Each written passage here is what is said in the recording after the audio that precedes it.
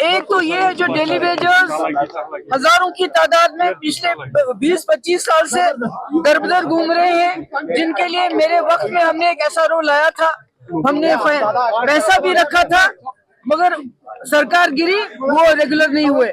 आज हमने बिल लाया उनके रेगुलराइजेशन के लिए। हमने दूसरा बिल लाया जो घास चराई में गरीब लोग रहते हैं या स्कूल बने हैं, उस पे उनको माली हुकूक दिए जाने चाहिए। और तीसरा बिल हमने लाया जो शराब की बिद्दत है। हम एक मुस्लिम मेजॉरिटी स्टेट होने के साथ साथ हमारे नौजवान इस ऊपर ड्रग्स और शराब का पूरी तरह से शिकार हो रहे हैं, जिससे घरों के घर उजड़ रहे हैं। शराब पे बैन लगाने के लिए भी हमने एक बिल लाया है।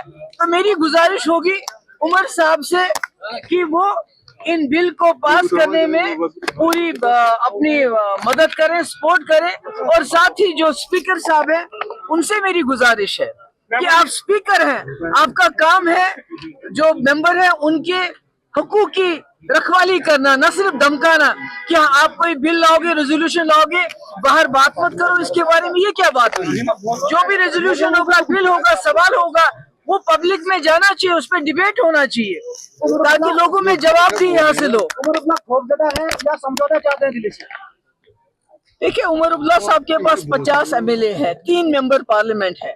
ऐसे में अगर वो बड़े मसलों पे बात करने से घबराते हैं, जैसे 370 का मसला है, 35 है, मगर जो दूसरे मसले हैं, जैसे हमारे नौजवान जो जेलों के अंदर है, जैसे रोज रोज की पकड़ दकड़ है, जैसे छापे पड़ते हैं, जैसे कल जो लाल चौक में एक बोर्ड लगा था जिसमें गुजारिश की गई थी टूरिस्ट से कि आप शराब और ड्रग से परहेज करें, उसको हटाया गया। उमर साहब कुछ नहीं बोले। तो जीपी फंड लोगों का बंद है, उसके बारे में कुछ नहीं है। तो ये जो मसले हैं लोगों के, जिसके लिए लोगों ने वोट डाले थे, और खासकर जो बिजनेस रूल्स बनाने हैं, कहीं जो 2019 में गलत फैसला हुआ, गैर आईनी गैर कानूनी फैसला हुआ, बिजनेस रूल्स ऐसे नहीं बनने चाहिए कि उन फैसलों पे मुहर लगाई दी जाए, वो भी एक पॉपुलर गवर्नमेंट के। एक तो ये है जो डेली वेजर्स हजारों की तादाद में पिछले 20-25 साल से दर बदर घूम रहे हैं, जिनके लिए मेरे वक्त में हमने एक ऐसा रोल लाया था, हमने पैसा भी रखा था, मगर सरकार गिरी, वो रेगुलर नहीं हुए। आज हमने बिल लाया उनके रेगुलराइजेशन के लिए। हमने दूसरा बिल लाया जो घास चराई में गरीब लोग रहते हैं या स्कूल बने हैं, उस पे उनको माली हुकूक दिए जाने चाहिए। और तीसरा बिल हमने लाया जो शराब की बिद्दत है। हम एक मुस्लिम मेजॉरिटी स्टेट होने के साथ साथ हमारे नौजवान इस ऊपर ड्रग्स और शराब का पूरी तरह से शिकार हो रहे हैं, जिससे घरों के घर उजड़ रहे हैं। शराब पे बैन लगाने के लिए भी हमने एक बिल लाया है। तो मेरी गुजारिश होगी उमर साहब से कि वो इन बिल को पास करने में पूरी अपनी मदद करें, सपोर्ट करें। और साथ ही जो स्पीकर साहब हैं उनसे मेरी गुजारिश है कि आप स्पीकर हैं, आपका काम है जो मेंबर है उनके हकूक की रखवाली करना, न सिर्फ धमकाना कि आप कोई बिल लाओगे, रेजोल्यूशन लाओगे, बाहर बात मत करो इसके बारे में। ये क्या बात हुई? जो भी रेजोल्यूशन होगा, बिल होगा, सवाल होगा, वो पब्लिक में जाना चाहिए, उस पर डिबेट होना चाहिए ताकि लोगों में जवाब भी हासिल हो। उमर अपना खौफजदा है या समझौता चाहते हैं दिल्ली से?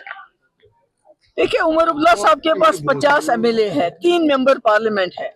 ऐसे में अगर वो बड़े मसलों पे बात करने से घबराते हैं, जैसे 370 का मसला है, 35 है, मगर जो दूसरे मसले हैं, जैसे हमारे नौजवान जो जेलों के अंदर है, जैसे रोज रोज की पकड़ दकड़ है, जैसे छापे पड़ते हैं, जैसे कल जो लाल चौक में एक बोर्ड लगा था जिसमें गुजारिश की गई थी टूरिस्ट से कि आप शराब और ड्रग से परहेज करें, उसको हटाया गया। उमर साहब कुछ नहीं बोले।